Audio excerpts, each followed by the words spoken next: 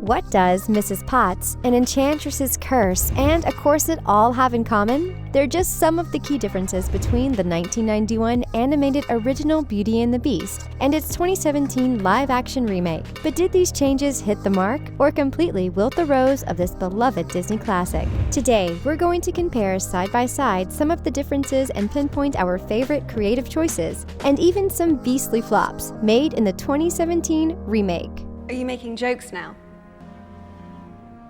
Maybe.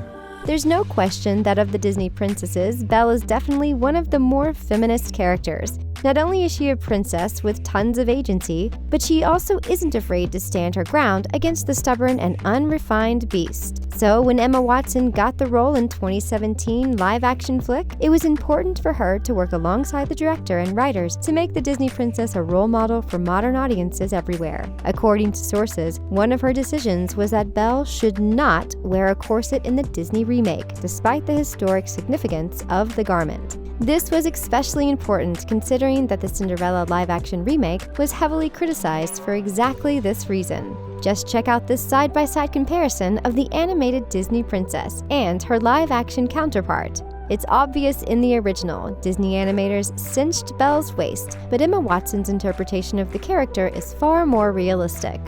Pretty eyes, proud face, perfect canvas, yes! Another uploaded twist to the live-action film is Belle's backstory and hobby as an inventor. We all know that in the animated film, Maurice, Belle's father, is a wacky inventor with tons of gizmos and gadgets. Fans speculate that since Belle is so close to her father, she must have picked up on a thing or two from him, which is why she feels so comfortable handing him a missing tool. In the Disney live-action remake, the storyline is taken up a notch, with Belle as the intellectual inventor, while her father is an artist who builds music boxes. And become a world-famous inventor. You really believe that? I always have. In this animated film, other than the opening song, it's not really disclosed why Belle is an outsider in her small French village, other than she's an odd girl who reads. Teaching another girl to read isn't one enough. But in the live-action film, it's much more pronounced why Belle is an outsider. Not only is she a girl who always has her nose deep in a book, but she also is a skilled inventor, which was an extremely unusual hobby for a woman at this time. What are you doing? The laundry.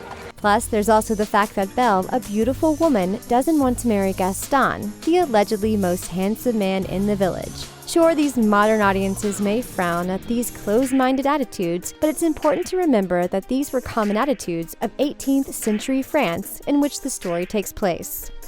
Gaston, may I have my book, please? How can you read this? There's no pictures. In the animated film, it's immediately explained how and why the prince was cursed into the beast. But in the live-action remake, audiences get a deeper insight into the prince's backstory, including the fact that he was not only someone who judged people based on their appearances, but was also extremely selfish and unkind. She offered the prince a single rose.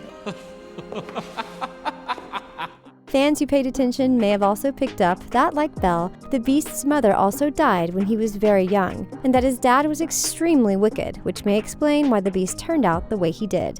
You can't judge people by who their father is now, can you? A true mark of Belle's heroism and selflessness is her willingness to take her father's place in the Beast's prison. But in the live-action remake, she's slightly more sneaky on how she goes about it. You're so cold-hearted you won't allow a daughter to kiss her father goodbye.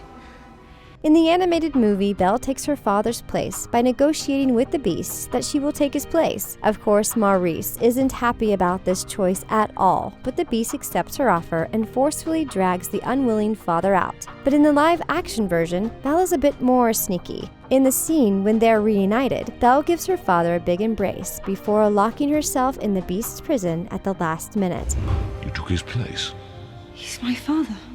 Of course, the catalyst moment that sparks the Beast's and Belle's meeting is the imprisonment of her father. In the original, Maurice gets lost riding through the forest and ultimately gets imprisoned for trespassing into the castle in an effort to seek refuge. But then in the live action, Maurice enters and exits the castle freely when he discovers the castle, but gets caught red-handed trying to steal a single white rose for his daughter. which is a tradition between Maurice and Belle. This is not only a storyline that's more true to the original Beauty and the Beast story, but it also offers a bit more context to why Maurice was imprisoned in the first place. After all, trespassing is one thing, but theft is another.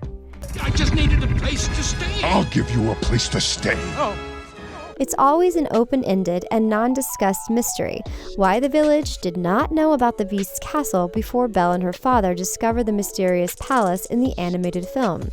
But with more on-screen time to elaborate upon storylines, the audience finds out that for once and for all that the enchantress cast a spell not only on the prince and his castle, but also the village people.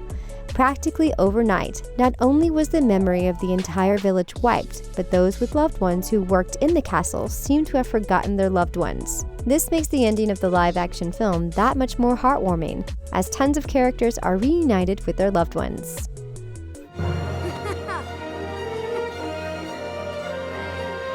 Taking an animated classic from the 90s to the 21st century is already not an easy task, but the director, Bill Condon, was adamant about diversifying the cast and storyline of Beauty and the Beast.